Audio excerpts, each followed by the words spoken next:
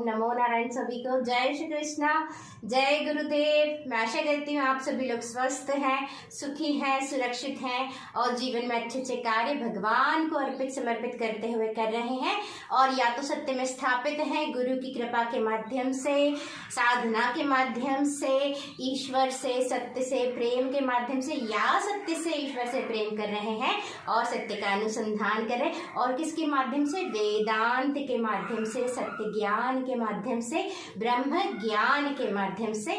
और हम सभी लोग मिलकर काफी समय से शंकराचार्य भगवान जी की राइटिंग्स का अध्ययन कर रहे हैं, जिसमें ब्रह्म ज्ञान भी है और जिसमें स्तोत्रास भी है शंकराचार्य भगवान जी के। तो ब्रह्म ज्ञान का अर्थ, सत्य ज्ञान का अर्थ अपना ज्ञान होना, यानी वेदांत यानी उपनिषदों का सार यानी उपनिषद।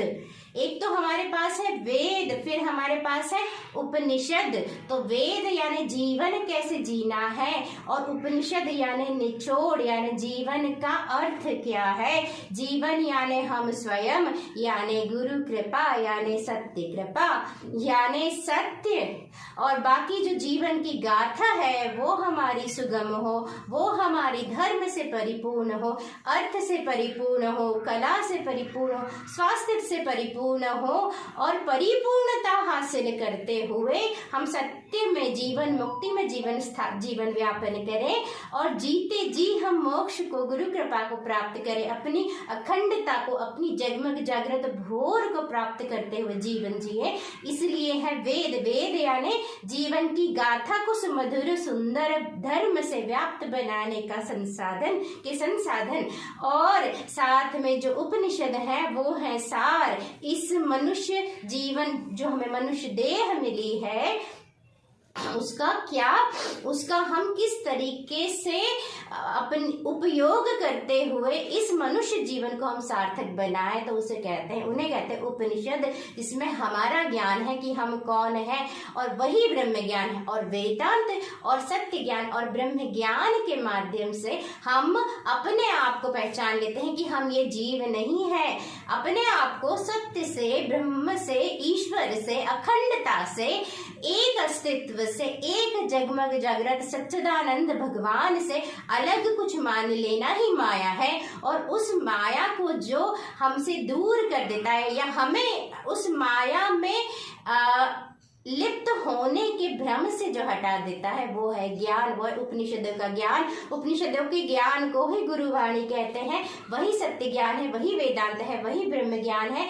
और ऐसा ज्ञान जब हमारे जीवन में आता है तब हमारा जीवन वसंत ऋतु के समान पुष्पित और पल्लवित होता है। तो आप सभी को वसंत पंचमी की भी अनंत अनंत शुभकामनाएं। और हमारे जीवन को जो वसंत से भर देते हैं वो है गुरु की वाणी, वो है गुरु का सानिध्य, वो है गुरु की कृपा, वो है गुरु के शब्द जो कि उपनिषदों के शब्द है, जो उपनिषदों की वाणी है। और आज हम ललिता पंचमी भी मना रहे हैं। ललिता देवी यानी जो हृदय की राज राजेश्वरी त्रिपुर सुंदरी ललिता देवी मैया की जय, शारदम्बा मैया की जय। शारदा देवी यानी ज्ञान की देवी। और जो ज्ञान है वो भाव बिना न लिया जाता है न दिया जाता है, इसीलिए आज ललिता पंचमी भी कहते हैं। यानी हृदय की देवी, प्रेम की देवी, भाव की देवी ललिता मैया। तो जहाँ प्रेम है, भाव, प्रेम और भाव से दिया गया ज्ञान और प्रेम और भाव से लिया गया ज्ञान ही हमारे हृदय चक्र को खोलकर हमारे अस्तित्व को परिपूर्णता तक पहुंचाता है। क्यों? क्योंकि जैसे मैंने पहले लिखा कि शक्ति की परिपूर्णता हृदय चक्र के खुले बिना और ज्ञान से अलंकृत हुए बिना, ज्ञान की सरस्वती मैया की कृपा के बिना और गुरु जो कि कण कण क्षण क्षण में व्याप्त अखंडता है, अखंड जगमग जागृत जो भोर है, उनकी कृपा के बिना, इन तीन की कृपा शक्ति जागृत हुए बिना पूर्ण रूप से अपर चक्रास में, उसके साथ ही साथ हृदय चक्र के खुले बिना और ज्ञान के, आत्म ज्ञान वेदांत के बिना और गुरु की कृपा के बिना हम जीवन मुक्ति को, अपनी परिपूर्णता को प्राप्त नहीं कर सकते।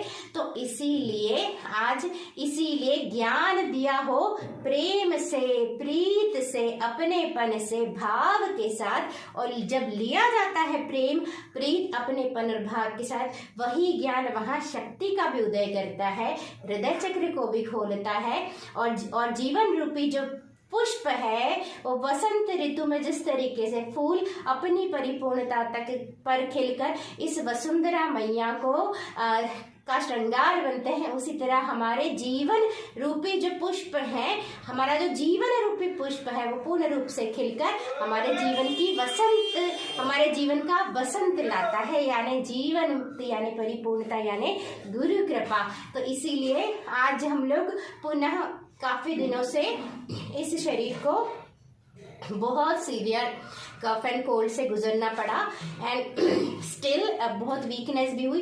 अभी भी काफ़ी बहुत सारी वीकनेस है, जिससे कि बहुत मुश्किल से आई गॉट अप एंड आज थोड़ी एनर्जी मिली। तो आज वसंत पंचमी भी है, तो इस उपलक्ष्य में हम लोग शारदम्बा मैया से शक्ति मांगते हैं और सद्बुद्धि मांगते हैं। ऐसी बुद्धि भी मांगते हैं कि हमारे इस दिव्य कार्य में किसी भी तरह की जो व्यवधान हो उनको हम क्रॉस कर सके। क्योंकि जब भी हम कोई दिव्य कार्य करते हैं तो उसमें भी व्यवधान तो आते ही हैं। तो हम अपनी बुद्धि के द्वारा सारे विघ्नों को क्रॉस कर सके, क्योंकि कोई भी कार्य अगर हम शारीरिक रूप से बाहर करने जाते हैं तो विघ्न तो होंगे ही। देखिए, ज्ञान की मदद से हम जो इन्फॉर्मेशन मिल रही है उसको प्रोसेस कर सकते हैं कि this world is not real, but still you have to, हमें इस वर्ल्ड में ही काम करना है।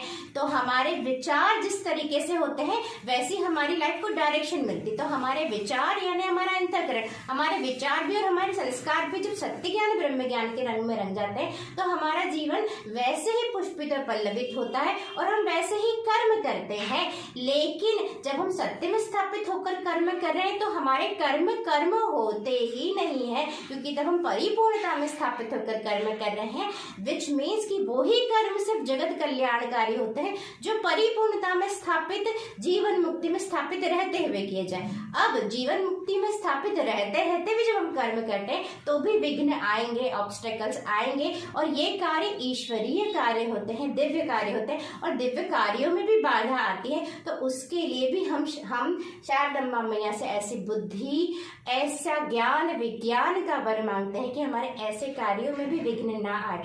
और ऐसे कार्यों में विघ्न बनना भी कुबुद्धि है, और इस ऐसे कार्यों में विघ्न नहीं बनना चाहिए। लेकिन पूर्व के कर्मास, पूर्व के संस्कारवश कई लोग ऐसे कार्यों में विघ्न बन जाते हैं, जो कि विच इज नॉट गुड। हम तो यही सलाह देंगे कि ऐसे कार्यों में विघ्न ना बने, लेकिन फिर भी सभी अपने अपने कर्मों के बंधन में बंधे हैं सभी जीव। तो इसीलिए डेली सत्संग सुनना, ब्रह्म ज्ञान सुनना बहुत आवश्यक है कि हम किसी के भी दिव्य कार्य में व्यवधान ना बने, क्योंकि वो कार्य उस जीव का, उस मन का कार्य नहीं है, वो तो अब ईश्वरीय कार्य है। चाहे वो संत का चोला पहनकर किया जाए, चाहे संत का चोला पहने बिना किया जाए, संतों का कार्य ही होता है, दिव्य कार्य ही होता है। ओम नमो नारायण। सभी को मेरा बहुत बहुत अनंत कोटि प्रणाम, आभार, प्रेम प्रणाम। आज की हम लोग दोबारा हमारे ब्रह्म जन्मावली को दोबारा शुरू करते हैं एक नई ऊर्जा के साथ, शारदम्बा मैया के आशीर्वाद और आज्ञा लेते हुए। तो हम लोग आज फिर से पुनः स्टार्ट करते हैं, और शंकराचार्य भगवान जी का, शंकराचार्य भगवान की जय, सुरेश्वराचार्य भगवान की जय, माँ रेवा की जय, शारदम्बा मैया की जय, श्रृंगेरी परम पावन धाम की जय, मंडलेश्वर धाम की जय, गुरुदेव भगवान की जय, पूर्ण ब्रह्म नारायण भगवान की जय, ज्ञान की देवी शारदा मैया की पुनः पुनः जय जय, अनंत काल के लिए जय, ब्रह्म ज्ञान सत्य ज्ञान वेदांत की जय, आप सभी की जय। किसकी जय? सत्य की जय हो। शुरुआत करते हैं। अभी भी इस बॉडी में बहुत वीकनेस है, बट हम लोग ट्राई कर रहे हैं, क्लास तो शुरू करनी ही है। इसीलिए। और कई लोगों को ऑब्जेक्शन हो सकता है कि मैं भगवान के सामने चेयर पर क्यों बैठती हूँ, तो भगवान को भी हमने उनका आसन दिया है, स्थान दिया है। और क्योंकि इतनी दूर से अगर मैं बैठकर बोलती हूँ तो साउंड नहीं सुनाई देता। अभी मेरे पास हेडफोन्स भी नहीं है, इसलिए मुझे चेयर पर मजबूरन बैठना पड़ता है। It's not like I like to sit on a chair in front of God, but I have to sit because of the sound issues. जब मेरे पास हेडफोन्स आ जाएंगे then I can sit down and then speak. ठीक है।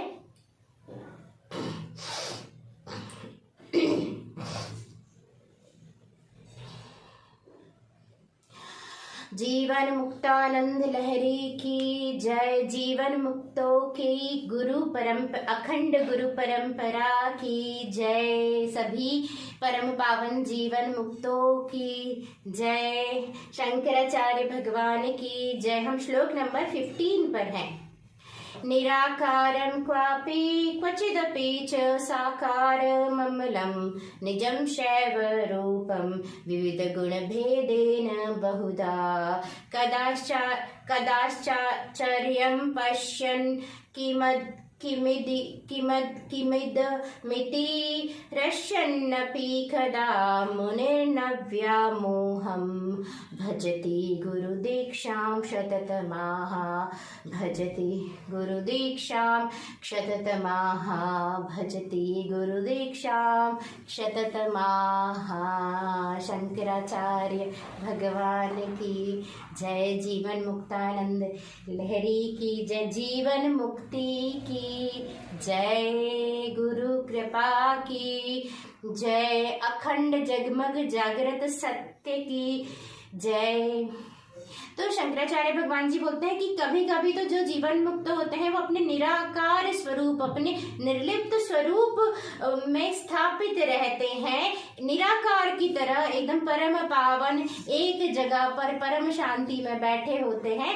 और कभी कभी जिस तरीके के शिव होते हैं ना, तो शिव के जो सगुण रूप भी होते हैं, तो कभी कभी अपने उन अलग अलग सगुण रूपों के साथ, अलग अलग गुणों के साथ लिप्त से प्रतीत होते हैं। वो लिप्त होते नहीं है, लिप्त प्रतीत होते हैं।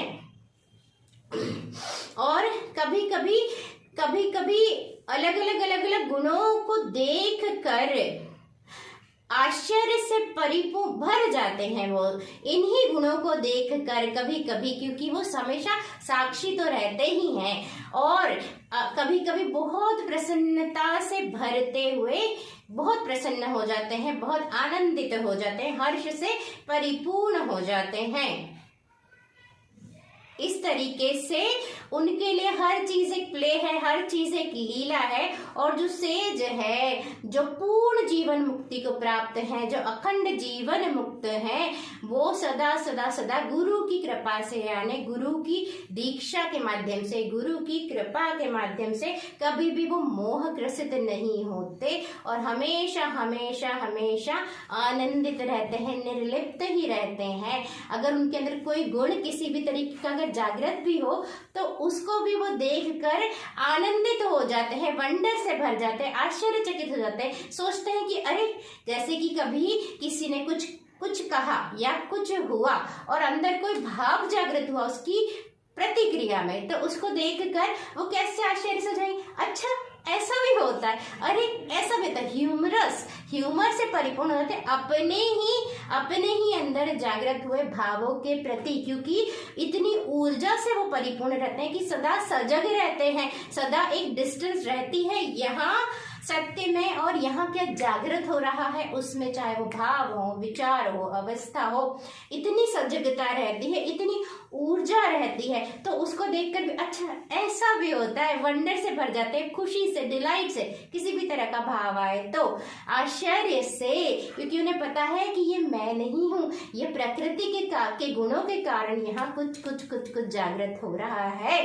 तो इसलिए और वो सदा मोह से रहित होते हैं और जजमेंट लेस होते हैं, बाहर भी जजमेंट लेस, और अंदर जागृत होने वाले भावों के प्रति भी जजमेंट लेस, बिकॉज ये तो प्रकृति के गुण है, ये मेरे गुण नहीं है। मेरा गुण क्या है? मैं गुणातीत हूँ, मैं फॉर्मलेस हूँ, मैं सत्य हूँ। और ये तो उन्हें बोलकर या याद नहीं रखना पड़ता, वो उस अखंड सत्य में स्थापित रहते हैं। इसीलिए मैंने थोड़ी देर पहले लिखा कि सदा उस अखंडता में स्थापित रहने के लिए बहुत सारी ऊर्जा का संग्रह चाहिए। जितनी हमारी शक्ति जागृत होगी और ऊर्जा अपर चक्रास में रहेगी, यहाँ हम जितने स्थापित रहेंगे उतने ही हम में और कोई भी विचार उठने में डिस्टेंस मालूम पड़ता है।